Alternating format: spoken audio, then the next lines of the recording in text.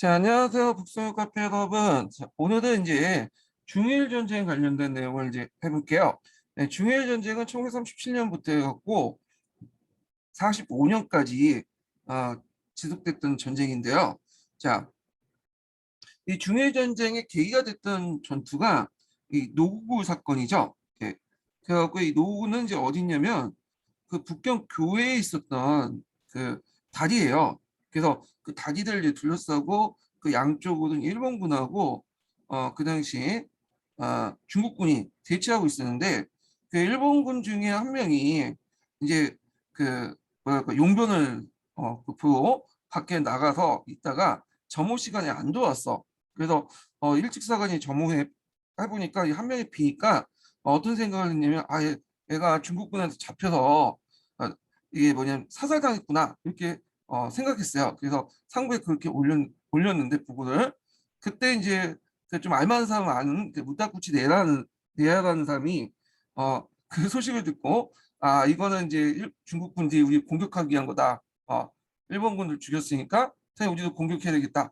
해가지고 시작된 전쟁이 중일 전쟁이야. 그러니까 아주 사소한 그 이유로 해서 시작되는데 나중에 그 용병 보고 이제 그 일본군이 왔어요. 그래서 했지만 이제 이미 전쟁이 시작됐겠죠. 그래서 이제 결국에는 쌍방이 이제 총을 쏴가면서 이제 전쟁을 시작했고 상부에서 그 소식 듣고 사령부에서 그냥 추인해 줄 뿐인 거야. 자, 그래서 이제 이렇게 해서 시작된 건데 이걸 이제 무슨 사건이 나면 774번이라고 해요. 중국에서는. 그래서 이제 1937년 7월 7일 날 북경 남서쪽 교에 있는 노후부 부근에서 중국의 주둔 중인 일본군과 중국 29군 사이에 충돌이 났고 며칠 뒤 이제 정전협정이 성립됐으나 일본 정부의 강경 발진과 국민정부 항쟁 위주고 그 이후 8년에 거쳐서 전면적인 중일 전쟁이 일어났다. 예. 자, 그래서 중일 전쟁이 이미 이제 일어날 분위기였는데 때마치 노부구에서 그런 그 뭐냐면 일본군이 용병을 보다가 늦게 들어와서 계기가 돼갖고 이제 터져 나간 거죠. 예, 하나의 계기죠.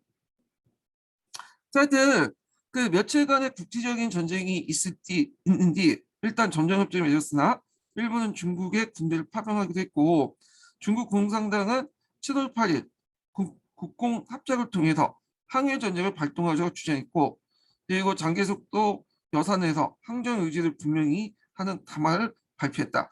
그러면서 이제 중국 공산당하고 중국 국민당 간의 제1차 국공합작이 이어져요. 자, 일본군은 증원부대를 맞아 그 7월 28일부터 29군에게 총 공격을 가하기 시작하여 30일 날 북평과 청진을 점령하고 8월 13일 날 상해도 전쟁을 벌였다. 자, 이와 같은 일본군의 총 공세 직면에 8월 14일 국민정부는 전면정제를 선포하고 이 장개석은 군사위원회 위원장이자 육해공군 대원소 총동원 명령을 내렸다.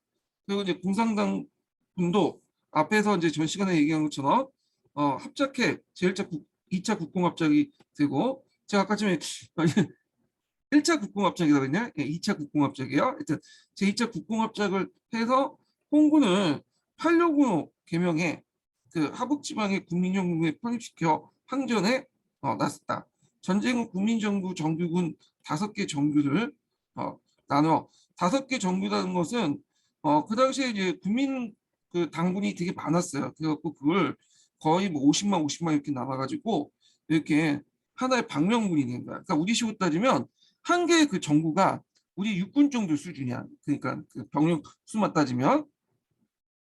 자, 하여튼 이런 이제 국민정부의 정규군이 5개 정규 나눠 전쟁을 치는 전면전쟁과 공산군이 하북, 하중 지방에 이제 유격전을 벌인 전국방 전쟁은 나눠져 치러졌다. 자, 속전속결의 전쟁을 종결시키겠다는 전략으로 하북을 정면 침공한 일본군에 대한 국민정부는 하북을 전략상 포기하고 주력군을 양자강 하류에 집중시키고 일부를 상선 등지로 보냈다. 그래서 이제 국민당군의 전술은 일단 공간을 버리고 시간을 버는 거야. 네. 그래서 이제 그 당시 그 일본군하고 중국군은 상대가 안 됐어요. 일단 일본군하고 중국 수에서 상대가 안 된 게 아니라 장비에서 일단 안 됐고요. 예, 일본군들이 이제 물론 치아 전투하고 뭐좀 약간 뒤떨어진 그 전투가 있긴 있지만 치아 전차, 치아 전투가 아니라 치아 전차 같은 뒤떨어진 전차도 있었긴 했지만 그 치아 전차도 이제 중국군이 갖고 있지 못했고 중국군은 예전에 말한 것처럼 그 개인 장비도 거의 없다고 했죠. 뭐 소총도 가지고 있는 병사들도 반도 안 됐고 대부분 이제 뭐 몽둥이라든지 낫이라든지 칼을 들고 싸우는 병사도 많았기 때문에 수적으로 많을 수도 있지만 일단 장비나 훈련도에 볼 때 상당히 뒤떨어졌던 상태였어요. 그러다 보니까 이제 장개석 이쯤 때는 국번 1대1로 이렇게 싸우다가 질 것 같으니까 일단은 후퇴를 하기 시작해요. 예. 그래갖고 이제 후퇴를 하고 간혹가다 이제 한 번씩 치고 이런 식으로 후퇴해서 어디까지면 사천까지 들어가. 사천까지 들어가면서 여기서부터 이제 본격적으로 지구전에 들어가게 되는데 자 이때는 이제 그 일본군이 사천 지역에 들어가면 상당히 어려움을 겪게 돼요. 나중에 좀 얘기하겠지만 그래서 일본군들은 장비는 좋다고 했죠. 그러니까 상대적으로 중국군에 비해서 그 전차라든지 대포라든지 이런 것도 있는데 이런 그 장비들이 여기에는 안 먹혀든 거야. 사천 같은 경우에는 산이 높잖아요. 산이 높고 하니까 여기에서 산악 지역까지는 그 장비들을 끌고 가서 싸울 수가 없어. 그러니까 지금 아프가니스탄에서 예전에 이제 탈레반하고 미국이 싸울 때 미국이 탈레반한테 깨진 이유가 그거죠. 높은 산악지대에 들어가니까 그 아무리 첨단 무기라도 거기 공격해도 먹혀들지 않잖아요. 똑같은 거예요. 그리고 일본군이 비행기 에서 폭격을 해도 산악지대 보니까 폭격이 그렇게 혼역이 없어요.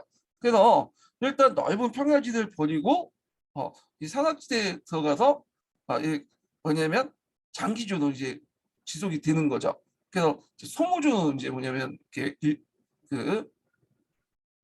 이렇게 하는 방식으로 진행이 됐던 거예요. 중요전쟁. 그래서 초창기 때는 일본군들이 승리를 잡았는데 아까 이제 시간이 지나면서 전선이 길어지고 국민당군이 이제 사천 지역으로 이렇게 들어가면서 내리고 들어가면서 점점 이제 뭐냐면 소모전 양상을 띠게 되죠. 거기에다가 1941년에 태평양 전쟁이 일어나잖아요. 그러니까 이제 더 이상 중일 전쟁의 병력을 많이 배치시킬 수 없어요. 그래서 그 일부를 떼서 태평양 전선으로 이동하다 보니까 약발이 좀 뭐냐면 많이 떨어지겠죠. 예. 그리고 이제 41년부터는 범하나 이런 걸 통해서 범하누트를 통해서 영국군이나 미군이 그 당시 중국군에게 여러 가지 장비라든지 물자 같은 것도 공수함으로써 이제 중국군도 이제 전력이 올라가게 되죠. 예, 그런 상황이었는데 자 한번 읽어볼게요. 자, 속전속결의 전쟁을 종결시키겠다는 전략으로 하북을 정면 침공한 일본군에 대해 국민정부는 하북을 전략상 포기하고 주력군을 양자강 하류에 집중시켜 일부 상서 등지에 보냈다. 자, 이는 일본군을 동쪽으로부터 서쪽으로 나가게 만드는 시간을 벌고 그 사이에 자원이나 설비, 인원을 양자강 상류 오지로 소개시켜 주로 사천 지역이죠. 장기적인 항전체를 구축하려고 했다. 자, 일본군은 전선을 확대해 차르성에 침입해 중심도인 장가고를 점령하고 다시 서쪽으로 나가서 상서성 대동과 수원성을 점령했다. 자, 일본군의 전선 확대 도중에 상서성에서 강한 저항이 있었고 9월에는 인표시아의 8료군이 평양강에서 일본군 한 개 여단을 선멸하는 전과를 올렸다. 또 10월에는 국민정부군과 상서군이 8료군 육군 부대를 협조받아 일본군을 맞아 격렬한 전투를 벌여 일본군의 진격을 1개월 가까이 늦추기도 했다. 자, 전쟁이 하북에서 하중으로 넘어간 후 자, 국민정부군이 가장 신년을 기울였던 것은 상해였다. 상해 전투. 이때 상해 전투를 제2차 상해사변이라고 해요. 제1차 상해사변은 그 만주국 세울 때 일어났죠. 1932년에. 이때 이제 상해 전투는 제2차 상해사변이에요. 그래서 1937년에 일어났어요. 자, 상해 전투에서 항전 초기 최대 병력을 투입하게 되었고 장개석을 친히 양자간 유역에 제3전군 사령부 유역 맡아 집계 중앙군을 투입했다. 중앙군은 이제 상대적으로 이제 다른 군대보다 무장 상태가 좀 좋았어요. 그 안에 전차도 있고, 그 다음에 장갑차 대포도 있고. 자, 그래서 이 전투에서 일본군은 많은 사상자를 낸 끝에 11월 만에 상해를 점령했다. 물론 이제 국민정부군의 피해도 엄청났다. 자, 상해 방어까지 3개월을 버텨온 국민정부군은 이후 패주를 거듭했고, 일본군은 이를 추격하는 과정에서 참모본부가 지시한 선을 넘어서 진격해 12월 수도인 난경을 점령했다. 그래서 여기에서 이제 유명한 이제 무슨 학사에 나와요? 이 난경 대학사에 나오죠. 교과서도 자주 많이 나오죠. 그래갖고 이제 그 당시 이제 속전속결을 목표로 일본군은 중국인의 항정 위주를 꺾어놓는다는 의도로 그 당시 이제 뭐 난경뿐만 아니라 하북을 점령한 과정에서 민간인 시설에 대한 폭격, 살상, 강간, 약탈을 했는데 이 난경 점령 시에 일본군의 만행이 절정을 이뤘죠. 그래서 이제 그때 이제 뭐 중국군의 그것뿐만 아니라 비전통까지 그 골라서 닥치인이라든지 민간인 학살하죠. 이번에 이거 다 아실 거예요. 그래서 이제 나중에 극동 국제 그 군사재판소, 그러니까 동경에서 열렸던 이 재판소에서 그 당시 태평양 전쟁 당시에 전쟁 전범들을 처리했는데 그때 이제 그 재판하는 과정에서 밝힌 것만 해도 약 12만 명을 이제 판결했죠. 그래서 이제 그것 때문에 이제 그 뭐냐면 국내적인 비난을 많이 받게 돼. 각국의 비난을 받았고, 근데 이제 일본군도 이렇게 해놓으면 중국인들 쫄아서 자기한테 개기지 않을 거다 이렇게 했는데 오히려 이 피해를 봤으니까 어떻게 돼요? 환경이 이제 올라갈 수 있겠죠. 그래서 일단 초창기 때는 총칼로 이렇게 짓밟는 게 좀 사람들이 이제 겁을 먹고 호감이 있어요. 근데 사람도 계속 이 총칼로 짓밟고 많은 사람을 죽으면 이제 그게 무감각 의식이거든. 그리고 오히려 상대에 대한 적개심이 올라가요. 이게 단기적인 것뿐이지 공포라는 게 이 공포가 영원할 수가 없어요. 자, 그래서 하여튼 오히려 중국인의 항쟁이 좀 더욱 굳어지게 만들었고 국민정부는 아까 말한 것처럼 공간을 내주고 시간을 버는 전략을 했죠.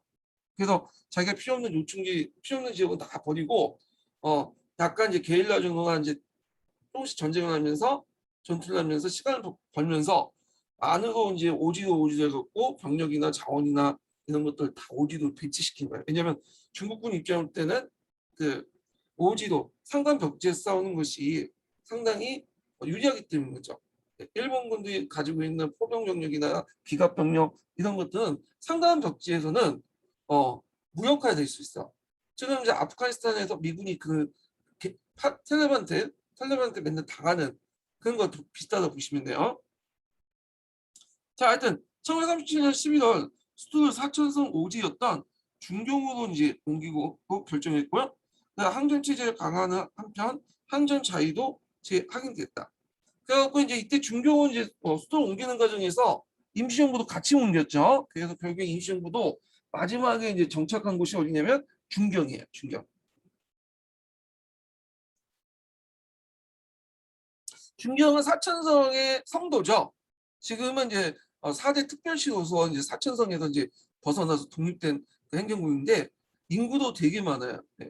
그래서 지금 뭐 중경이 4천만 정도 된다고 해요. 4천만이면 우리나라 거의 인구하고 거의 비슷하죠. 7, 80%인데. 자, 하여튼 1938년 3월에 실질적인 수도 역할을 했던 양장을 주셨던武汉에서 국민당 임시 전국 대표대회를 열어 외교로부터 교육까지 각 분야에서 총동 체제를 확립하고자 했다. 자, 정치적으로는 민의를 반영하기 위해서 국민 참전회를 소집하고 경제적으로 농촌 경제 개발하고 공을 정했다. 왜냐하면 이제 전시다 보니까 예전처럼 이렇게 독재 체제를 유지하고는 국민의 자발적인 어떤 이런 지지나 이런 것들 못 받죠. 그러니까 어느 정도 이제 국민들에게 좀 약간 너네들 의견 좀 들어준다. 그런 것들 좀 보여줘야 돼. 얘네들 자발적인 어떤 동원을 하기 위해서는. 그래서 이제 국민 참정회 같은 것들 소집했고, 자, 경제적으로는 그 당시 그 농촌 경제 개발하고자 공을 장려시켰다. 저 사회적으로는 제한된 범위나 안에서긴 하지만 언론, 출판, 집회 결사의 자유를 보장하는 등 일련의 민주화 조치를 위해서 환경체제를 구축했다. 왜냐하면 민중들의 단합을 끌어들이고 힘을 끌어들이고 결집시키기 위해서는 민중들을 위해서 국민들을 위해서 어느 정도는 해줘야 되잖아요. 이런 조치를 한 거야. 자, 국민당은 이러한 조치는 각계의 열렬한 지지를 이끌어낼 수 있었다. 자, 이리와 장개석을 정점으로 하여 우한을 보호해야겠다는 전민항전의 결의가 다져갔다. 자, 이런 분위기에서 중국군은 태화장이나 서주에서 일본과 맞닥뜨렸는데 중국군은 2주간의 거친 격전 끝에 태화장에서 일본군에 커다란 피해를 입힌 끝에 항전 초기 정면 전쟁에서 최초의 대승리를 거뒀다. 태화장에서 패배한 일본군은 대구와 하북과 하남을 잇는 요충 도시로 서주를 공격했다. 삼면이 포위되어 불리한 형세에 처한 그 일본군은 서주방을 포기하고 서남 쪽으로 퇴각했는데 이거 추격하는 일본군을 저지하기 위해서 정주 북쪽에 항하 제방을 파괴했으며 그 일본군의 물속에 고립되어 빨리 진격할 수 없었다. 일본군이 물속에 고립되어 빨리 진격할 수가 없었는데 자, 태화전과 서주에서의 전투는 일본군에 큰 피해를 입고 속전속결 작전을 분쇄되었으나 한편 제방이 파괴되면서 중국 측은 항해 범람 홍수가 일어나 수십만 이재민을 낳는 손실이었다. 그때 이제 이 그 하북 지역에 대규모 가뭄이 들었다고 해요. 그리고 그때 이제 홍수 인하고 이제 물 부족 상태가 들어다 보니까 홍수가 있다. 홍수에서 물 부족 상태가 아니라 홍수가 일어나면서 제방이 무너지니까 그 농사를 잘 못 지었다고 해요. 그래갖고 그때 이제 하북 지역에서 뭐 많은 사람이 죽었다고 하거든요.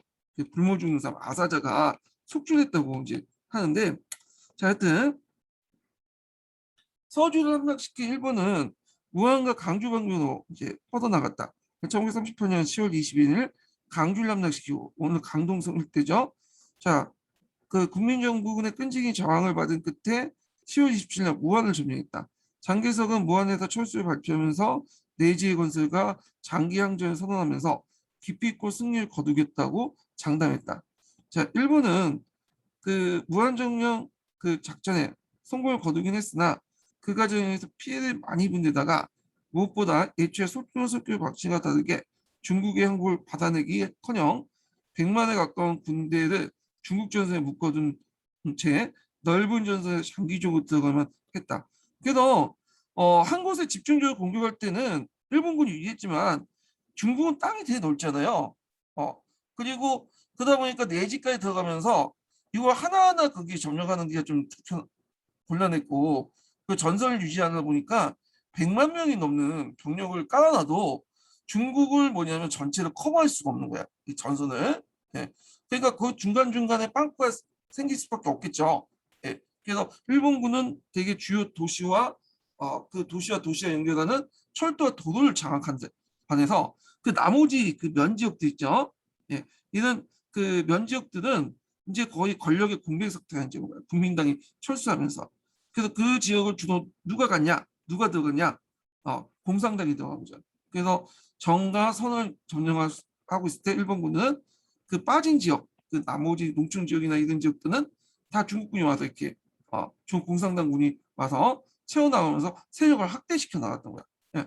그래서 중일 전쟁 때 중국군은 여기서 중국군은 이제 공산당이죠. 공산당군은 그 당시 이제 일본군도 배후에 쳤지만 이렇게 세력 확대에 이제 초점을 맞춰서 자기 세력을 키우는데 이 중일 전쟁 이용을 했던 거죠. 예. 자, 하여튼 계속 읽어볼게요. 자, 속전속결의 방침과 다르게 중국의 항복을 받아내긴커녕 100만에 가까운 군대를 중국 전선에 묶어둔 채 넓은 전선에서 장기간 들어가야만 하게 했다. 자, 중국군은 일본군 포병이나 기계화 부대에 힘을 쓸 수 없는 내지의 엉덩이나 산에 진을 치고 방어에 임했으므로 더 이상 일본은 진격할 수도 없고 대치 상태에 있다. 그래서 사천성에 들어가면서 사천성을 경계해갖고 대치 상태에 들어갔다. 이렇게 보시면 돼요. 자, 이와 같이 전쟁의 대책으로 장기화되자 일본은 국민정부의 내부 붕괴를 도모했다. 그래서 일본이 동아시아의 새로운 질서를 건설했던 명분을 내걸고 국민정부에 접근하자 자, 이에 동조해 왕정이 이 사람은 이제 이 사람 정도 기억을 해두셔야겠죠.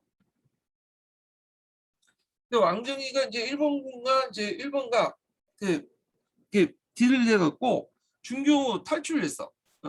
그래갖고 이제 이 사람이 남경으로 이제 도망갔거든요. 그래서 남경에 또 하나의 국민정부를 만들어요.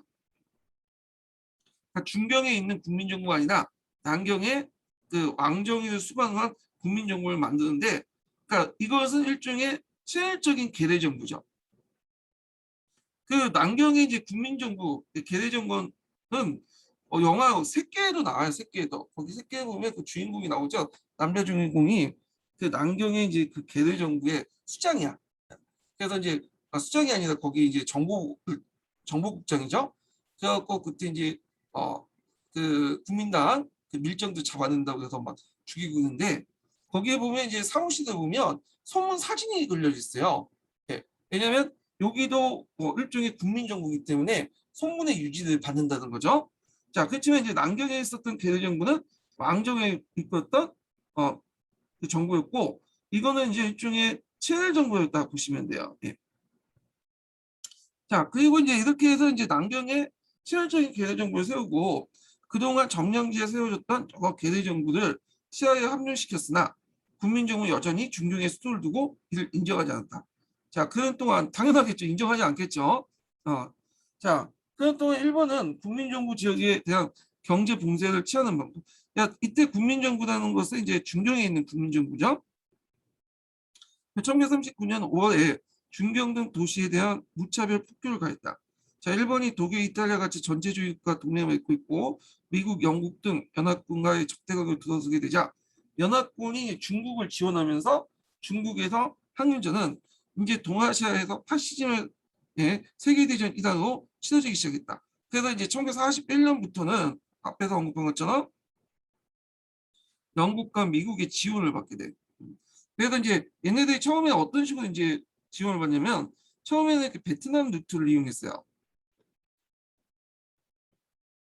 베트남을 통해서 중국에 이렇게 지원을 받았는데, 그 베트남 루트가 끊기죠. 왜냐면 1940년에 여기 프랑스가 이제 식민지였는데 여기 일본군이 진주를 해요. 그래서 BC 정부였죠. 그래서 BC 정부는 일본군의 진주를 허용하고, 1941년에 전쟁이 나니까 이 지역을 일본군이 장악을 했잖아요. 그러니까 이제 여기가 통해서 이제 못하니까 이제 두 번째 루트 플랜 B를 실시했어. 어디냐, 버마야. 그래서 버마를 이제 뭐냐면 루트를 개발하죠. 버마 루트. 근데 일본이 이제 버마까지 공격을 해요. 왜냐면 중국군의 그 루트를 차단하기 위해서, 공급 루트를 차단하기 위해서 버마까지 공격해서 결국 버마까지 먹죠. 그래갖고 이제 영국군은 이제 다시 인도 부근의 임팔 쪽 있죠.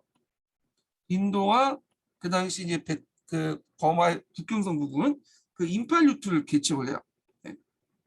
그러니까 그때 이제 무타구치 네라는 사람이 임팔 루트를 이제 치기 위해서 무모하게 보급선 없이 가다가 거기에서 거의 아사당하는 그 참사를 하는데, 임팔 작전은 우리나라도 관련돼 있어요. 이 작전에 누가 이제 투입됐냐면 그 우리 강복군이 투입됐죠.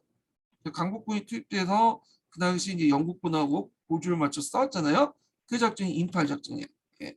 자, 그래서 하여튼 임팔 루트를 통해서 그 당시 이제 여기 중경에 있는 그 남경 정부에게 여러 가지 이제 뭐냐면 국민 정부에게 여러 가지 이제 뭐냐면 보급을 해줬다. 그래서 무기부터 해갖고 비행기, 생필품 등등이 보급되면서 이제 나름대로 국민당 정부가 상당히 레벨업이 됐죠. 네. 그래서 이제 이런 것도 좀 기억을 해주시고, 자, 그 다음에 계속 읽어볼게요. 이제 공산당을 볼게요. 공산당. 자, 장정 이후에 군사력과 경제로 위축된 공산당은 일본과 전면 전쟁을 벌이자 정치력을 발휘해 군사 경제적인 측면에서 다구성을 극복하려 했다. 자, 공산당은 지구전과 유격전을 항일 정수했죠. 그러니까 지구전이라는 건 단기적으로 싸우는 게 아니라 질질 시간을 끌면서 싸우는 거야. 유격전은 치고받고 싸우는 거죠. 전면 싸우는 게 아니라. 그래서 이제 공산군은 유격전을 전개함과 동시에 일본의 점령지 후방에 들어가 번국, 항일 근거리를 수입하기 시작했다. 그게 이제 가능했던 것이 뭐냐면, 이제 일본 애들은 아까 얘기했처럼 도시와 도시, 대도시와 대도시를 연결하는 정과 선의 지배잖아요. 이렇게. 자, 그러다 보니까 이제 여기 부분은 조그만 중소도시나 시골은 텅텅 비었어. 그러니까 이 공간을 공산당이 이제 와서 장악을 해보는 거야. 예. 그래갖고 이제 이런 식으로 해서 저 후방에 자기 세력을 확대시켜 나가요. 자, 그래도 이제 항일전의 초기에는 일본군이 국민정부군을 전면 전쟁을 우선으로 여겨 주요 도시를 함락시키냐 보급선이 늘어났는데 공산당이 그 틈을 타서 유격전을 벌이고 근거를 확대시켜 나갔고요. 또 보급선이 늘어나면 시작하면서 보급선의 공격을 많이 받죠. 자, 그래서 이제 즉 일본군의 침공으로 국민정부군이 퇴각한 후 무정부 상태에 빠진 총락이 들어가 구국을 기초로 그 기치를 내세워서 공산당의 민심을 장악할 수 있었던 것이다. 그래야 팔로군은 하북 지역 곳곳에서 항일 근거를 세웠고 새로 조직된 신사군이 있었어요. 이 신사군은 강남에 있는 여러 소비에트 부대도 있었어요. 그 자녀 부대들 모아가지고 이제 항일기에 그 뭐냐면 개편된 부대가 이 신사군이거든요. 그러니까 팔로군보다는 좀 규모가 작아. 여기 보시면 이제 팔로군은 일종 방명군이죠. 그러니까 군을 이제 우리식으로 따지면 1군, 2군, 3군을 묶어서 우리식으로 따지면 하나의 이제 국가 단위의 부대고요. 이 신사군은 우리식으로 따지면 그 군단을 몇 개 묶어놓은 이제 군이야 군. 그러니까 1군, 2군, 3군 이런 거죠. 이런 이제 신사군이 나는데 이 신사군이 하중 진영을 근거로 하남 지역에 이제 강주가 지역을 세웠으며 하남 지역에서도 강주가 함락된 근거지를 형성하기 시작했다. 그래서 강남에 있는 부대 이렇게 보시면 돼요. 강남에 있는 그 공산당 군 이렇게 이제 있는데 이 강남에 있는 군대가 이제 10만 명 정도까지 확대됐어요. 그래갖고 이제 했는데 문제는 1941년에 뭐가 일어나냐면 여기도 있지만 하남 사범이라는 게 일어나요. 이게 무슨 사건이냐면 그 당시 이제 이 신사군도 이제 국민당 시하에 있었거든요. 그러니까 국민당의 지도 아래 이제 움직였던 거야. 그래서 국민당의 지도를 받고 신사군이 이제 다른 지역으로 이동을 했는데 여기 딱 이제 국민당군이 기다렸다가 요 공산당 신사군을 공격했던 거야. 기습으로. 그래서 이때 이제 그 10만 명 정도의 병력 중에 거의 8, 9만이 죽었다고 해요. 또 잡히거나. 그래서 여군 같은 경우에는 여자 군대는 막 여군은 뭐 사창까지 갖다 팔고 그래서 이제 하여튼 그래갖고 폐악질을 이제 했어.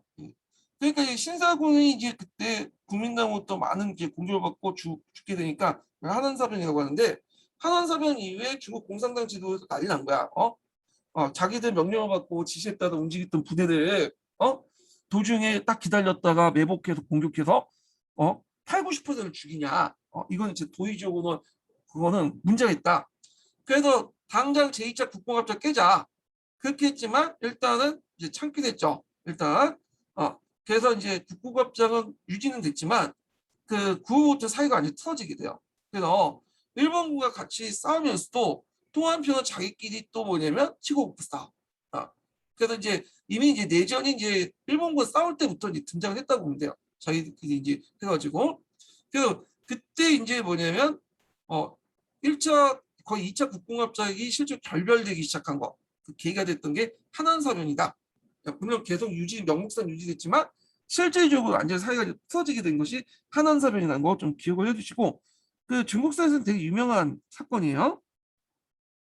자, 하여튼 이렇게 해서 이제 있고 1938년 말 8.6군은 전쟁 전에 3만 명부터 15만 6천 명을 성장했고 신사군도 1만 명에서 2만 5천 명 늘었다. 예. 그리고 이제 10만 명까지 확대됐죠. 이 신사군도. 자, 국민정부군과 일본군이 전세 확대되고 전쟁의 크기가 넓어져서 일본군의 지배 세력이 상대적으로 약화됐기 때문에 공산군은 이미 이러한 전 추세가 1940년까지 계속됐다. 당원이 전쟁 초에 4만 명에서 80만 명 늘었고 근거지 여기 다 확보한 거 아니야. 여기에도 이제 병력 착취하고 그랬겠죠.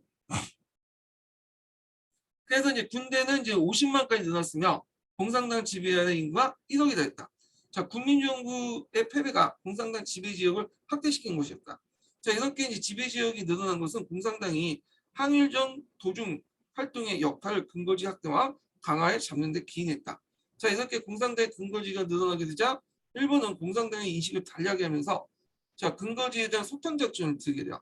이건 이제 우리가 이제 그 한국사 시간에 뭐라고 하냐면 반소탕전이라고 하죠. 자, 이 반소탕주는 하북 지역에 있는 판로군을 대상으로 해서 펼쳤던 건데, 그 당시 이제 우리나라에서는 이제 그걸 우리나라의 독립군도 이제 거기에 해가지고 같이 사용했죠. 그래서 그 하북의 그 하북 조선우영대나 조선우영군이나 그래서 판로군과 같이 싸웠잖아요. 자, 그게 이제 반소탕전이야. 네. 자, 그래서 이제 근거지한 소탕 작전을 들어가 포위망을 강화하면서 경계 봉쇄를 시행했다. 자, 이에 대항해서 팔로군하고 신사군은 1940년 8월부터 민중을 동원한 대교 반격에 나섰는데, 이게 이제 무슨 전투냐면 백단대전이에요. 이거 좀 외워주세요. 이거 중국에 상당히 강조되는 거고요. 영화도 만들어서 백단대전이라고. 백단에서 이게 뭐냐면 이 단은 여단이 여단. 여단은 이제 뭐냐면 군대 안 갔다 오신 분도 있으니까 약간 설명을 하면, 부단 말단 단위가 분대거든요. 이 분대가 10명이고, 그리고 분대를 이제 5개로 묶은 게 중대예요. 예, 중대가 50명이야. 그러니까 이제 평화시에서는 이게 꼭꼭 뭐냐면 완편된 게 아니라 중대 병력도 뭐 이제 아니 잠깐 소대가 50명이죠. 소대가 이제 50명인데 평화시에는 조금씩 적어요. 근데 이제 전쟁 시기에 이제 완편을 하고 나서 그리고 소대를 한 그 4개 묶어놓은 게 중대고요. 중대 병력이 한 200명대. 그다음에 중대를 또 묶어놓은 게 4개 묶어놓은 게 대대야. 대대가 800명이 되고, 그리고 대대를 한 3, 4개 묶어놓은 곳이 연대라고 해요. 연대가 이제 뭐냐면 한 3,000명 정도 되고, 그 다음에 연대를 한 3, 4개 묶어놓은 곳이 사단이 되는 거야. 보통 이제 사단 단위로 이제 작전이 진행되는데, 사단은 이제 뭐 각국만 쓰지만 10,000명에서 15,000명 정도 구는데요. 네, 이 정도. 그러면 여단은 어느 정도 구느냐? 아이고. 그 연대에서 사단 중간 정도의 규모예요. 예. 그래갖고 이제 60여단 해갖고 이제 있는데, 제가 60여단에 근무했었거든요. 그때 이제 5,000명에서 한 6,000명 정도의 부단이야. 예. 그래서 연대 그 총대장은 이제 대령인데, 여단 총사령관은 원스타죠. 중장이죠. 예. 사단장은 투스타고, 그리고 몇 개 사단을 묶어놓은 곳이 군단이에요. 군단. 그리고 군단을 몇 개 묶어놓은 곳이 군이에요. 군. 군을 몇 개 묶어놓은 것이 뭐 노군, 방명군 그렇죠. 우리나라는 요 정도는 아니고 요 정도 있죠. 1군, 2군, 3군 정도. 그러니까 노군이나 방명군은 일본이나 중국처럼 이렇게 군대 수가 거의 한 200만, 300만 정도 될 때 이렇게 묶어놓는 거야. 네, 대단한 거죠. 자, 하여튼 이 백단대전은 그 100개 여단을 동원해 갖고 했다. 그 어마어마한 이제 뭐냐면 병력을 동원했다고 보시면 돼요. 100개 여단이면 이제 병력 수 보면 50만 정도 이렇게 동원을 했는데, 그래서 이 50만 부대를 이용해서 파북의 주요 철도에 대한 기습 공격, 일본 경비대 습격 등으로 일본군에 큰 피해를 입혔으나 이 중국 공산당의 시생도 컸죠. 자, 그래서 이제 일본은 백단대전을 그 계기로 북부 중국의 공산당 근거지 애나는 이제 그냥 소탕작전을 이제 강화해 유격부대와 그 근거지 사람들 모두 죽이고 물자를 빼앗고 식량을 불태우는 상강작전을 펼쳤다. 그래서 이제 공산당이 계속 공격받고, 심지어는 공산당 근거지 애난이 한때 일본군에 의해서 점령을 당해요. 네, 물론 이제 다시 이제 회복은 했지만, 자, 그래도 이제 이런 상황이었어. 자, 공산당은 이와 같이 한일 전쟁의 와중에 근거지를 확대하고 있었던 반면, 공산당은 무한히 함락된 후 왕정이가 중경에 탈출해 일본과 합병을 고집하는 등 지도부에서 내부 분열이 일어나기 시작했고, 자, 장개성은 독재 체제를 강화해 당과 군정을 이뤄나가고 국방 최고위원회가 위원장이 되었다. 그래서 초창기 때는 국민들의 어떤 힘을 모으기 위해서 나름대로 민주화 조치도 하고 액션도 했지만, 나중에 전쟁이 지나가면서 이제 그런 걸 다 없어지고 독재 체제가 더 강화됐다고 보시면 돼요.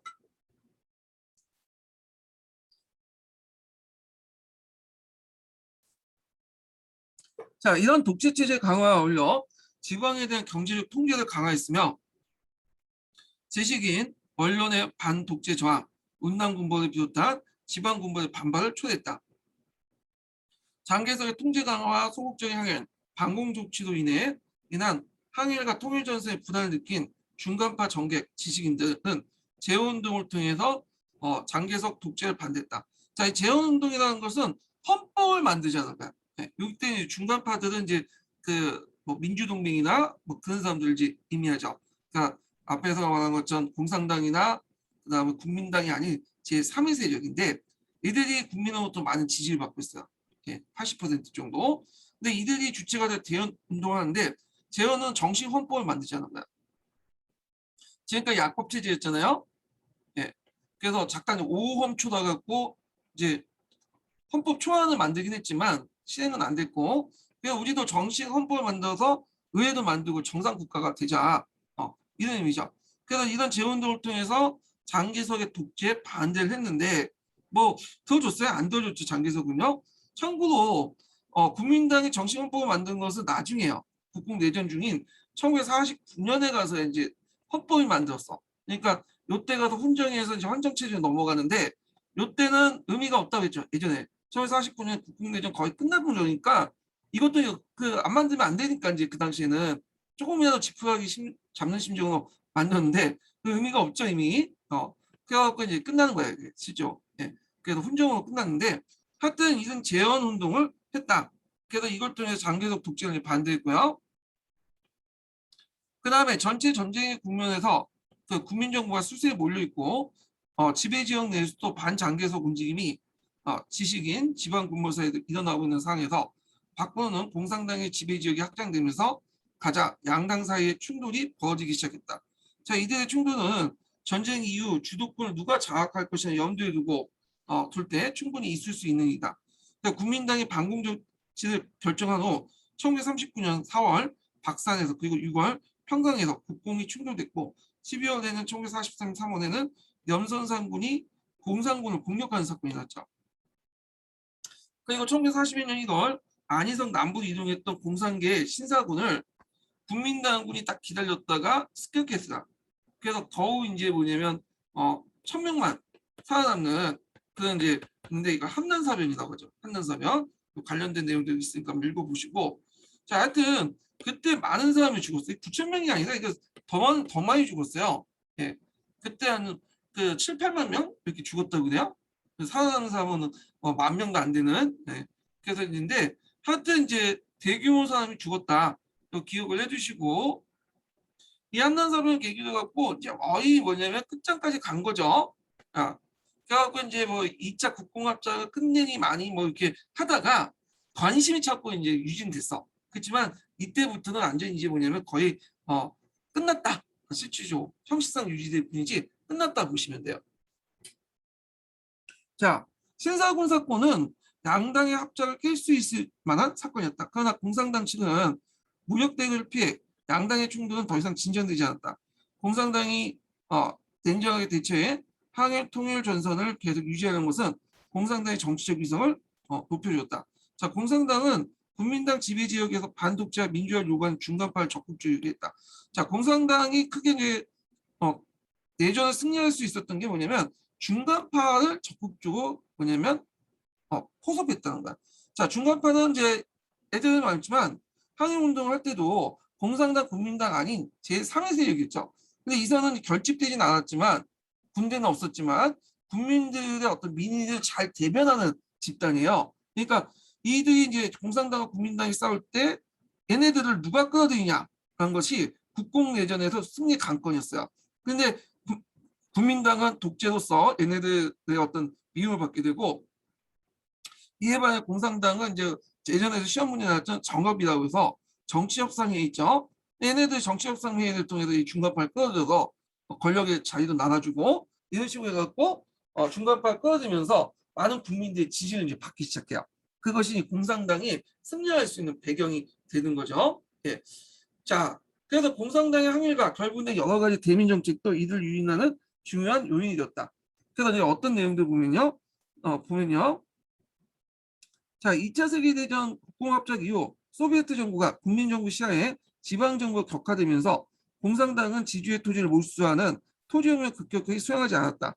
대신에 이제 항일에 협력했던 지주에게는 기존의 소장로와 이자를 낮춰주어 지급하는 감조 간시 정책과 그 다음에 또 중간파를 끌어들이기 위해서 그 당시 이제 그 공산당의 무당파 민주인사들에게 3분의 1씩 참여시키는 삼선제를 썼다는 거야. 네. 그래서 이런 감조 감시 정책이라든지 그 다음에 삼선제 이런 것들이 그 공산당과 국민당이 아닌 중간 세력들을 적극적으로 끌어들이고 그러니까 중상층들을 끌어들이는데 상당히 유용했다는 거죠. 자, 하여튼 이런 감조관시 정책은 농민대중을 강공에 동원될 수 있겠고 삼선제는 민주화를 요구하는 세력도 유인하는 데 도움이 되었다. 자, 그래서 이런 정책들이 비록 이제 공산당의 어떤 전략 전선에 나왔다고 해도 본 뜻은 아니었죠. 나중에 뭐 집단화시키고 사회주의에서 강타하고 일당 독재하고 지금 거의 일당 독재잖아요. 예. 네. 그렇지만 그 당시에는 약간 가식적인지는 모르겠지만 전략 전술로서는 상당히 뛰어난 전술이었다는 거죠. 자, 그다음 아시아 태평양 전쟁과 확대와 종전을 볼게요. 1939년까지는 39년에서 41년까지는 중국하고 일본이 이렇게 싸웠죠. 근데 이제 41년 넘어가면서 이제 뭐냐면 이제 중국뿐만 아니라 미국이나 영국도 이제 같이 싸우게 돼. 그래서 얘네들로부터 많은 지원을 받게 되고 중국은 상당히 좋은 게 뭐냐면 41년 태평양 전쟁 과정에서 일본군들이 그 중국에 묶어뒀던 강동군이나 그 간내 그 중국 그 일본군들 있죠.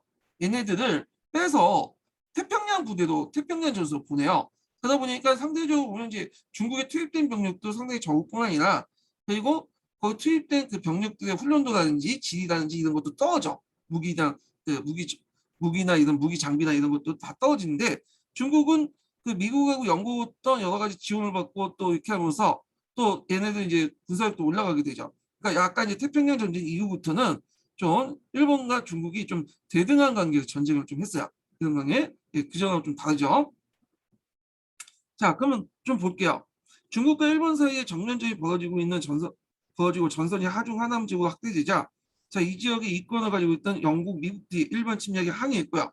일본은 1938년 들어서 독일, 이탈리아 급속도로 가까워졌고 미국, 영국은 중국에 차관을 지으면서 중국을 원조하기 시작했어요. 1939년 들어서자 일본은 중국 원조를 차단하기 위해서 해남도와 신남양군도를 점령하고 청진의 영국, 프랑스 쪽에 압력을 가했다. 자, 이 미국은 미일 통상 항해 조약을 파기해 미국의 군수 물자 유진하고부터 일본에 탕을 줬는데 이게 이제 얼마나 탕을 줬냐면 그다음 일본은 뭐 석유라든지 고무라든지 전략 물자들 있죠. 전쟁에서 꼭 필요한 전략 물자들을 그 미국에서 수입해 왔거든요. 근데 미국에서 여기를 공급을 끊어놓은 거야. 그리고 이제 미국이 최후 통첩을 냈죠. 만약에 이제 중국에서 너네들 일본군을 빼지 않을 경우에는 그 석유나 고무 이런 것들 땡겨없다. 통상을 다 중단시키고 수입도 안 하겠다. 수출도 안 하겠다. 그러니까 이제 일본이 이제 그 미국 말을 듣고 그때 이제 알아서 좀 기었으면 되는데 그러지 못했죠. 아니다. 우리 전쟁을 해야 된다. 그래갖고 중일 전쟁에 필요한 물자들, 석유나 고무나 뭐 텅스텐이나 이런 전략 물자들을 어디에서 구할까 생각을 해봤는데 이게 동남아시아예요. 동남아시아 특히 어디냐면 네덜란드 식민지였던 인도네시아 보니까 이 인도네시아 보니까 여기에 보니까 석유도 있고 고무도 있고 자기가 필요한 전략 물자들 다 있거든요. 그러면 인도네시아를 공격하기 위해서는 물론 네덜란드 공격하는 쉬운데 식민지니까 문제는 인도네시아 그 주변에 있는 식민지들이 대부분 뭐야? 영국 식민지죠. 뭐 말레이시아, 그 다음에 뭐 버마, 그런 나라들. 그리고 또 미국의 식민지도 있죠. 필리핀. 자, 이분들 거쳐 가야지 그 인도네시아를 갈 수 있는 거야. 인도네시아를. 네. 뭐그 베트남 같은 경우는 프랑스, BC 프랑스 영토니까 상관없는데, 자, 그러면 영국과 미국하고 싸울 수밖에 없는 구조야. 그 일본에 이제 그 네덜란드까지 가야 돼서. 싸울 바에는 어떻게 했어요? 먼저 타격을 줘야겠죠. 그러니까 태평양에서 보니까 미국에서 이제 그 일본에 대응할 수 있는 그 세력은 그 미함대가 있는데 하와이에 있는 거죠. 태평양대가. 여기를 이제 기습 공격해서 거기에 있는 이제 그 항공모함 세네 척 있는데 얘네들 타격을 주고 그 항공모함을 이제 폭침시키고 그리고 미국이 정신 못 차릴 때 뭐냐면 이쪽 이제 그 동남아시아에 있는 영국군과 미군을 깨고 필리핀과 그 일대 네덜란드, 인도네시아, 버마나 말레이시아를 먹은 다음에 일단 거기서 꿀을 빨고 그리고 그걸 이제 기존 그 사실로 만들어 갖고 미국이 이제 뭐냐면 어쩔 수 없이 이제 뭐냐면 타협해서 우리가 동남아시아를 갖는 걸 인정하는 식으로 하자고 생각을 한 거겠죠. 예. 근데 이제 이것이 이제 뭐냐면 그 잘못된 생각은 나중에 알게 된 거죠. 계획대로 안 됐죠. 자, 하여튼 계속 읽어볼게요. 자, 또 일본이 왕정의 계례 정권을 세우자 그 미국은 국민정부의 정통정부를 인정하고 국민정부의 차관을 제공했다. 자, 미국의 관계가 악화된 일본은 필요한 군수물자를 얻기 위해서 대동아 공영권을 건설한다는 명분으로 남방정책을 했다. 예. 그러니까 남방정책이라는 것은 동남아시아 쪽을 지출하겠다는 것. 특히 앞에서 언급한 것처럼 어디에? 그 인도네시아 쪽에. 자, 그 1940년 9월에 독일, 이탈리아와 삼국동맹을 맺었고 미국, 영국은 계속해서 중국에 대규모 원조를 주었다. 자, 유럽에서 2차 대전이 진전돼 가면서 독일이 소련 침공했고 남경 계례 정권을 승리하자 중국이나 그 중국은 독일, 이탈리아 국교를 단절했고 이제 중국은 항일 전쟁은 반파시സ്റ്റ് 세계 대전의 일부가 되었다. 1942년 7월에 미국이 자국 내 일본 자산의 동결 조치를 취하자 경제적 커다란 타격을 받은 일본은 12월에 미국과 영국의 선전포고를 하고 12월 8일 진주만에 미군 주둔지를 공격함으로써 아시아 태평양 전쟁이 반발했다. 왜 앞에 이제 진주만을 공격했는지 아시겠죠? 진주만에 있는 태평양 함대를 타격을 준 다음에 그때 정신 못 차리고 있을 때 그 남방에 있는 이제 그 필리핀이라든지 인도네시아라든지 뭐 말레이시아 이걸 다 먹고 기정사실화 만들어갖고 미국과 딜을 해갖고 그 지역을 확보하고자 이렇게 했던 거죠. 자, 근데 이제 여기에도 좀 약간 잘못된 설명이 뭐냐? 그 12월에 미국과 영국의 선전포고를 하고 했는데 선전포고를 하고 진주만을 공격한 게 아니라 진주만을 공격할 쯤에 선전포고를 했어요. 그래서 미국이 더 열받은 거야. 싸우려면 먼저 정정당에 선전포고를 하고 싸워야 되는데 선전포고 없이 그냥 진주만을 공격했다. 그리고 이제 그것이 이제 미국민들이 이제 뭐냐 더 빡치게 만든 거죠. 예.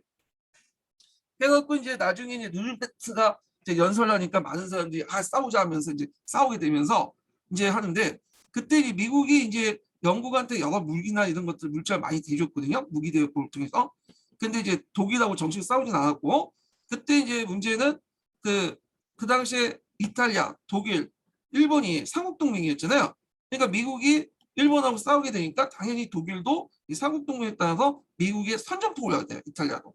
그러면서 미국도 자연스럽게 독일과 이제 이탈리아 싸우게 되면서 미국은 이제 태평양 전선과 그 다음에 유럽 전선 두 개의 전선 나눠갖고 싸우게 되는데 그 당시 미국 생산이 어마어마한 게 두 개의 전선을 다 감당할 만큼의 물자와 인력과 그 시설이 많았다는 거예요. 예. 그래서 그 예전에 프로그램을 보니까 다큐 프로그램이니까 미국이 그 태평양 전쟁 때, 그러니까 2차 세계대전 때 찍어낸 함대만 해도, 그러니까 그 항공모함만 해도 100척이 넘었다고요.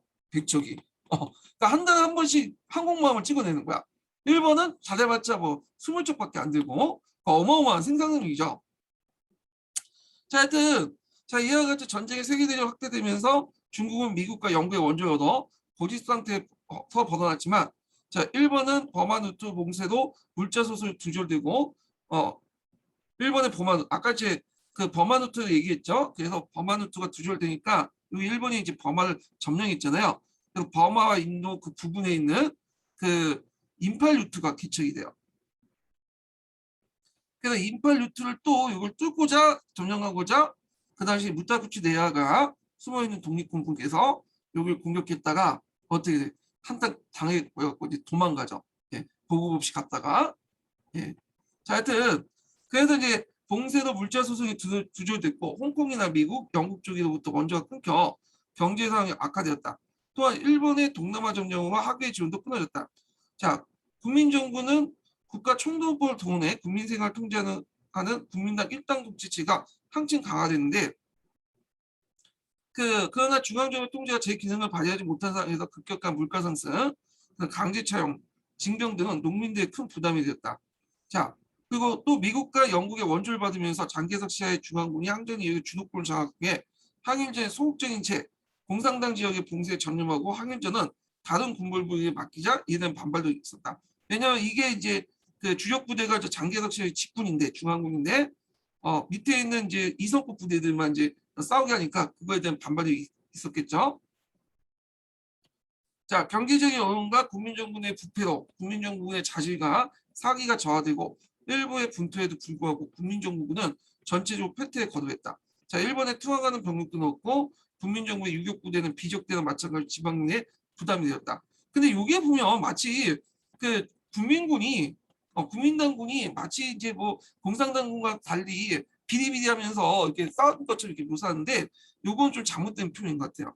예. 왜냐하면 그래도 정예병들은 국민당 정예병들 국민정부군은 있는 중앙당 직속 부대들 있죠. 열심히 싸웠고 얘네들은 싸우지 않고 뭐 와가지고 그 공산당만 공격했다 막 이런 식의 이제 기술들은 대부분 공산당 시각에서 나온 거야. 예. 그래서 요거는 좀 약간 이제 기술상 문제가 있는 것 같아요. 그래서 최근 학자들은 국민당이 주도적으로 이제 싸웠고 그 당시 국민당 정부군뿐만 아니라 직속뿐만 아니라 여러 군대도 같이 싸웠다 열심히. 그래서 요거는 약간 이제 국민당 시각이보다는 공산당 시각이 많이 반영된 것 같아요. 왜냐하면 일단 그 항전 시기 때 국민당을 깎아내려야지 그 공산당의 어떤 활동상이 부각이 될 거 아니에요. 예. 근데 실제 공산당은 그 당시 소극적이었고 국민당이 그 당시 주적이었다 보시면 돼요. 예. 그래서 요거는 좀 약간 국민당 시각보다는 공산당 시각이 반영이 됐다 이렇게 보시면 돼요. 예. 다른 책하고 같이 비교해서 보셔야 돼요. 자, 하여튼 뭐 여기에서는 소극적 항쟁이 됐으니까 계속 읽어보면 소극적 항쟁과 통제 강화가 이제 반발하는 가운데 중간파에 대한 탄압도 심해졌다. 그래서 점잖이 민심도 정부에 떠났는데 정부 안에서 이제 장개석 독재를 지탱했던 기간이었던 남이사와 시시단의 갈등. 남이사와 시시단을 각자 읽어보시고 자, 삼민주의 청년단과 국민당의 갈등이 비례했다.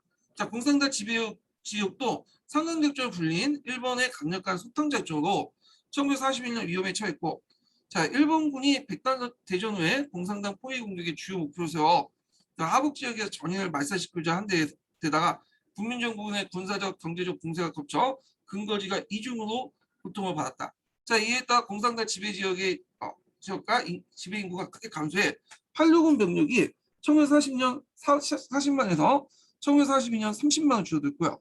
물자 부족과 물가 상승도 경제적 위기가 닥쳤다. 그래서 이때 이제 어떤 일이 있었냐면 이 우리나라 역사와 관련된 건데 만주 지역에 그 당시 공산당을 중심으로 해갖고 좌우합작 조직이 있었죠. 동북항일연군이라는 기억나시죠?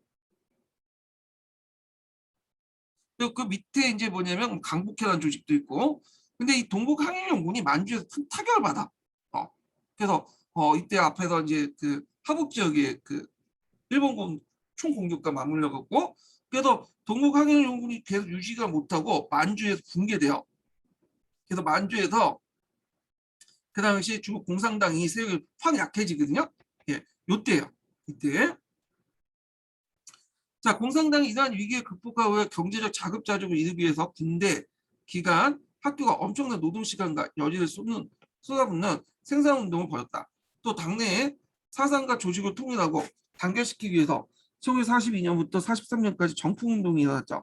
그래서 당내 주관주의, 파별주의에 일수하겠다는 명분을 세워서 정풍운동을 통해서 그 망명된 소련 유학생들과 코민테르 영향력을 배제하고 모택동의 절대적 권위가 확립됐다. 그래서 대개 보면 이제 지금도 있지만 중국 공산당은 자기의 어떤 그 권력을 강화하기 위해서 특정 정치가의 권력을 강화하기 위해서 항상 문화적인 혁신 운동을 해요. 그래서 이 정풍 운동도 있고 문화 대혁명도 있고 최근에 이제 그 시진핑이 등장하면서 자기 독재 권력을 장악한다면서 지금 연예인들 단속하고 그러잖아요. 게임 단속하고 규제하고 네, 그래갖고 이제 이런 분위기를 샥 잡아가지고 이런 통해서 이제 뭐냐면 자신의 어떤 그 권력을 강화시키는 걸 하는데 이때도 비슷한 것 같아요. 그래서 이게 정풍 운동을 한다면서 자기 반대파들 다 제거시키고 그런 거예요. 예.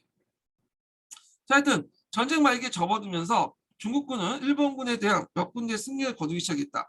그래서 이제 미국 사령관 스틸에 따르면 미국식 평성대 부대가 연합군의 버마 탄화 작전에 가담해 승리를 거뒀고 그다음 호남선에서 일본군에 패배시켰다.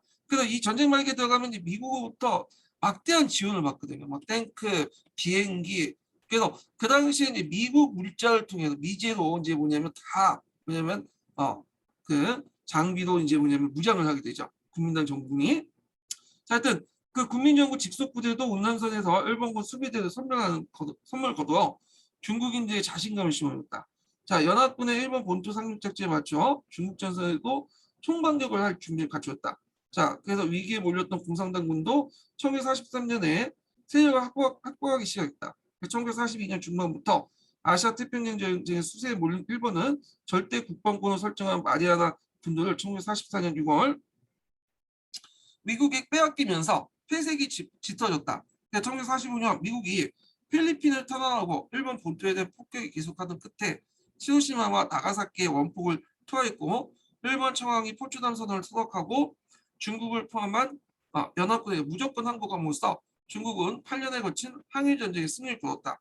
자, 8년에 거친 전쟁 후 중국의 입은 인적, 물적, 정신적 피해는 이를 말할 수 없었다. 문자 그대로 상촉투승의 승리였다. 그러나 이 전쟁의 승리는 중국 근대사 이래로 100년에 거친 제국주의 침략에 대한 최초의 승리였죠. 그러니까 중일전쟁을 통해서 최초로 한번 이겨봤잖아요. 그래서 중국은 이로써 반제국주의 과제를 자신의 힘으로 달성하게 됐다. 이렇게 있고요. 그 다음에 신동기에 관련된 내용 좀 볼게요. 자, 앞에서 이제 중일전쟁이 시점이 됐던 사건이 로구구 사건이라고 했죠. 그래서 이제 그 일본 북병교회 노구군의 훈련 중인 일본군이 중국군으로부터 공격을 당했다는 거짓 구실로 1937년 7월 7일 날 일으킨 사건 774번이라고 하죠. 일본군이 정제학대를 해서 한번 조작국이었다. 자, 이로써 이제 만주사변이 시작한 중일전쟁은 중국 정토로 확대되면서 전면전쟁으로 발달했고요. 그리고 이제 일본은 이 전쟁에 두 달 정도 해결됐다고 판단해서 이들 북지사변으로 그 상표를 단수했으나 중국인들의 저항이 의외로 완고하자 상해방문까지 전쟁 범위를 넓히면서 진화사변을 했다. 진화라는 말은 뭐냐면 중국을 의미해요. 그 진화라는 말은 예전부터 중국인들이 이제 사용했던 거예요. 보통 중국인들은 중국이라는 말과 진화라는 말을 이제 동시에 자신을 가리킬 때 썼거든요. 중국 진화 이렇게 진화는 이제 우리가 진시황 때 진적 진에서 나온 거야. 예. 그랬는데 보통 이제 나중에 근대에 들어오면서 그 중국과 진화 중에 일본인들이 진화란 말을 썼어. 근데 이때 진화를 쓸 때 어떤 말하면 어찌 전하다는 그러니까 어찌 전하다가 저렇게 살아남냐 아주 좀 약간 비하의 의미로 이제 이 말을 사용하기 시작했어요. 그러니까 중국인들 좀 자존심 상하잖아요. 그러니까 예전에는 중국과 진화를 같이 사용했는데 이제는 일본 애들이 이걸 마치 손가락질하면서 어찌 그 나라 이 모양 입고자 쓰니까 얘네들이 진화라는 말보다는 중국이라는 말을 많이 쓰게 돼요. 그래서 지금 그 중국에 가서 진화는 건 진화인 이렇게 보면 진짜 이거 욕이에요. 그냥 우리 식으로 조생진 이렇게 이런 거 비슷하거든요. 예. 하여튼 중국 애들 일본 애들은 이걸 중국 이렇게 진화라는 말 많이 썼다. 예. 하여튼 뭐 상식적으로 알아두시고 그래서 진화사변을 했다. 그래서 일본 육군은 전 중국으로 확대해가면서 무고한 양민을 무참히 죽이는 안경대학살 전행했고요. 그래서 아까 제 공산당 토벌할 때 상강작전을 이제 펼쳤다고 했죠. 그래서 사육전이 일반화됐고요. 자, 그리고 전쟁이 시작하자마자 대일민족통일전선이 구축되어 제2차 국군합작이 성립됐고 국민연금 홍군은 국민연 8.6군으로 개편됐고 그 다음에 신홍군, 신사군으로 개편됐죠. 자, 그래서 이제 이렇게 있고 얘네들은 이제 주로 게릴라 전술을 했다. 자, 중국 공산당 발전을 볼게요. 자, 요거는 이제 요 부분은 그 한의 중에 없는 내용이야. 한번 읽어볼게요. 자, 중일전쟁은 1938년 접어들면서 교착 상태에 빠져들었다. 그런데 이때부터 제2차 세계대전이 끝난 1945년까지 중국 국내에는 세 개의 지역으로 서로 다른 통치구역이 형성되는데 첫 번째 지역이 윤화유, 대개 일본군 점령지구예요. 이런 지역은 이제 어떤 지역이냐면 도시, 대도시 지역과 그 대도시 지역을 잇는 지역이죠. 주로 철도나 뭐 도로변 지역. 그래서 이제 이걸 뭐라고 표현하면 정과 그 대도시 선을 잇는다고 했죠. 정과 선 이렇게 정과 선을 잇는 대도시가 지역이 윤화구였고, 자, 그 다음에 해방군인데 해방군은 정가선을 있다 보니까 요 면이 중소도시나 뭐 이런 지역들 이제 시골 농촌 지역이 공백 상태죠. 요 지역은 이제 공산당이 이제 들어와서 살게 된 거야. 그래서 이게 해방구가 되는 거야. 그래서 대우방은 이제 뭐냐면 사천성 지역, 그 뭐냐 중경 일대 이렇게 오지 지역 있죠? 이게 국민당 지배지구가 되는 거죠.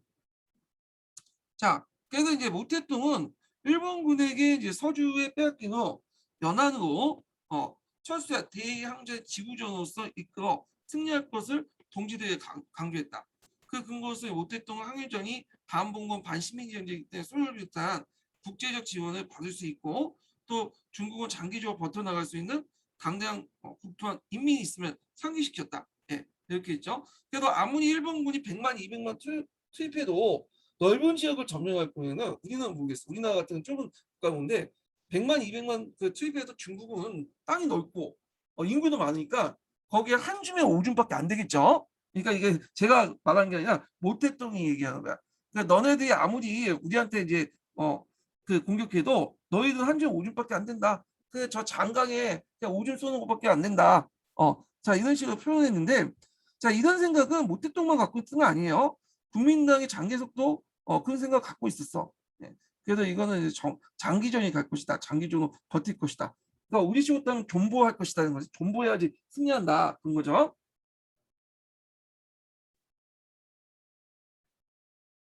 자, 한편 중국 내에서 일본군의 점령지구 윤안군은 도시가 중심이었고 그 세력 분위기가 이들 도시를 서로 연결하는 도로와 철도 연변에 국한되어 정과 선에 이어진 상태였다. 그럼 일본군은 도시를 벗어나 농촌과 산간 지역에 전혀 손을 쓰지 못하는 상태가 됐다. 자, 이것은 장개석의 국민당 정부에게는 불리하고 반대로 모택동의 공산당에 대단히 유리하다. 왜냐 장개석도 국민당 정부도 예전에 지배하는 방식이 대도시와 대도시를 연결하는 정과 선집이었어. 그런데 이제 이 정과 선지역을 일본군이 장악했단 말이에요. 그리고 그러다 보니까 이제 국민당군에게는 상당히 불리하죠. 예. 근데 이제 이에 반해서 모택동의 그런 공산당군은 그 지역을 이제 파고든 시골 지역으로 이제 주로 면 지역을 이제 장악했기 때문에 상당히 이제 이런 구도는 국민당보다는 공산당에 상당히 유리한 구조가 되는 거야. 예. 자, 그것은 국민당군이 한 곳에 모여 집단과 군사활동을 행동했으면 항상 일본군 공격이 포적이 됐으나 모택동의 공산군은 게릴라 군대를 조직해 지방에 분산돼 쉽게 찾아낼 수 없기 때문이다. 자, 이데아 공산당 해방군이 점차 확대되어 갔으며 일본군도 이런 공산군의 세력 신장을 의식하여 소탕작전을 나서게 됐으나 게릴라 전법에 시말려 더욱 어려운 처지에 놓이게 됐다. 그 대신에 공산당의 완강한 항일정은 민중의 절대적인 지지를 받게 됐다. 자, 이데아 1940년경 공산당의 86군은 항일전 시작 당시에 3만 명에서 40만 세력이 확대될 수 있었고 한편 공산군 이외의 급속한 성장에 대해 국민당은 커다란 위협을 느끼게 되었고 1939년 초에 양곳의 곳곳에서 충돌 국공합작이 와해되기 시작했다. 그 대표적인 이제 그 사건이 앞에서 이제 하남 사번이라고 했죠. 예. 국민당이 신사군을 이제 공격해서 몇몇 명을 죽이는 대량 학살한 사건이 이 하남 사번인데 자, 하여튼 이런 가운데 1940년 8월에 3개월 동안 그 공산당 869 병력 115개 연대와 40만 병력을 통해서 백단전을 벌였는데 그래서 하북 전역에 교통망을 마비시키고 그 일본 군들의 이제 그 커다란 타격을 가하면서 공산당 위협을 내고 가시했다. 115개 연대가 아니라 여단이에요, 여단. 연대가 아니라 연대보다 좀 약간 그좀 큰 부대들이죠. 그래서 백단이 여단이 여단이라는 얘기야. 중요한 건 아닌데 자 그러나 백단 대전에서 큰 타격을 받은 일본군도 공산당에 대한 종래 소극적인 소탕 작전에서 공산당 박멸 작전을 해서 상강 작전으로 나서게 됐다. 자 이에 이제 공산당 해방군은 커다란 위기에 맞게 되고 그리고 그의 하북 지역에 미더닥친 한제도 초국 무피도 연명하는 어려운 처지가 되면서 위기에 봉착했다. 자, 이 위기를 넘긴 것은 유명한 자력갱생의 깃발 아래 병사와 군의 간부, 학생들 모든 사람들이 생활수품을 자기 손으로 만드는 이가 공산당은 인민의 봉사한다는 정신운동, 정풍운동의 전기였다. 자, 모택동을 선두로 나서서 추진한 생산운동과 정풍운동으로 공산당 1942년에 최대 위기를 극복하고 그 세력이 신장됐다. 그 위에 모택동의 권위는 당내뿐만 아니라 해방구역의 민중사회도 확대되어 항일전쟁의 지도자로서 장개석에 뒤떨어지지 않는 확고한 위치를 굳히게 되었다. 자, 그 다음에 이제 일본의 2차 세계대전 참여하고 국공 분열을 볼게요. 첫 번째 문단은 각자 읽어보시고 두 번째 문단부터 읽어볼게요. 단락부터요. 자, 그 당시 2차 세계 시작 때쯤에 이제 중국 내 항일 전쟁은 소강 상태에 있었다. 그거는 일본군의 대전 참여고 그 주력 군대가 중국 남방의 새로운 전선에 이동했기 때문이다. 자, 중국 내 일본군 점령 상태는 도시와 도시를 연결하는 교통망과는 전선에 불과했다. 대도시 사이 연결하는 도로망은 고확보한 상태에서 그 중간에 펼쳐진 강한한 농촌 지역은 일본군의 통제에 거의 미치지 않았다. 이 강한한 농촌 지역에 대한 활발한 선전 공작을 하여 게릴라 부대의 조직과 작전을 주도한 것은 공산당이었으며 공산당은 농촌의 그 세력이 차츰 넓혀갔다. 자, 이와 같이 2차 세계전이 시작되고 일본군의 압력이 격감되자 국민당군과 공산당의 국공합작에서 도리어 분열이 생기기 시작했다. 그것은 국공이 다시 자기 세력을 안전을 꾀하고 상대방 부대가 일본과 맞붙어 일본군의 총알바지가 되어 전력을 소모하는 걸 원했고 그렇게 하면서 전후에 유리한 군사를 유지하는 계산이 깔려 있었다. 자, 이런 결과 지금까지 일본군에 맞서 싸웠던 국민당국과 공산당 양국은 서울항에서 빈번한 충돌이 일어남으로써 국공합작이 깨지기 시작했다. 이렇게 했죠. 그래서 일본의 패전과의 동아시아 변화인데 이거는 뭐 각자 읽어보시고 여기 이제 뒤에 넘어가서 이제 중국 공산당 이제 중국 국민당과 이제 싸우고 어떻게 이제 이겼는가 국공 내전 관련된 내용을 좀 볼게요. 자, 국공 내전은 이제 한국인의 중국사에 잘 돼 있죠. 이게 자, 국공 내전은 1945년부터 해갖고 전쟁 끝나자마자 중일전이 끝나자마자 국가 시작돼서 1949년에 까지 지속이 됐죠. 거의 4년 동안 지속됐어요. 그러니까 초반기 때는 그 국민당군이 병력 수나 뭐 장비 수나 이런 것들이 되게 좋았어요. 그러다 보니까 거의 4배 정도 되고 장비도 뭐 좋은 것도 많고 미국부터 뭐 지원도 많이 받고 그래가지고 국민당군이 이제 승세를 잡았죠. 그래서 주요 도시들 다 장악하고 심지어는 그 공산당의 근거지인 예난도 점령을 했어요. 근데 이제 공산당은 국민당군과 전면 승부하는보다는 공국경을 뒤에 빠지는 식으로 하죠. 그래서 도시를 비워주고 농촌으로 이렇게 들어가기 시작한 거야. 그러니까 예전에 일본군과 비슷하다 보시면 돼요. 일본군이 이제 국민당을 싸울 때, 국민당군이 이제 일본군을 싸울 때, 국민당군이 주요 요충지를 버리고 상강 오지에 들어갔잖아요. 똑같이 중국 공산당도 주요 도시들은 다 누구한테 주는 거야. 국민당이 가져가면서 주고 내주도 들어가요. 시골용. 그리고 나서 국민당이 딱 거기 이제 도시에 있으면 장악하면 주변의 농촌을 장악한 다음에 포위를 내푸는 거야. 도시를 농촌을 장악해서 도시를 포위하게 되죠. 그래서 그 도시와 도시를 연결하는 그 보급로, 철도와 도로를 다 끊어가지고 아예 이제 뭐냐면 그 적의 병력을 분산시켜 놓죠. 그리고 나서 대군을 동원해서 각계 격파를 내푸는 거야. 그래서 후반기 들어가면 47년, 48년 넘어가면 점점 이제 국민당군이 밀리기 시작해요. 그리고 그 당시 국민당군들이 이제 여러 잔여 부대도 구성돼 있잖아요. 성분도 다른. 그러니까 공산당군과 여러 공산당군과 막 열심히 싸운 군대도 있지만 상당수 군대가 50% 넘는 군대가 공산당군이 오면 최근 아프가니스탄 군대처럼 그냥 항복해버린 거야. 그리고 나서 공산당이 편입이 돼.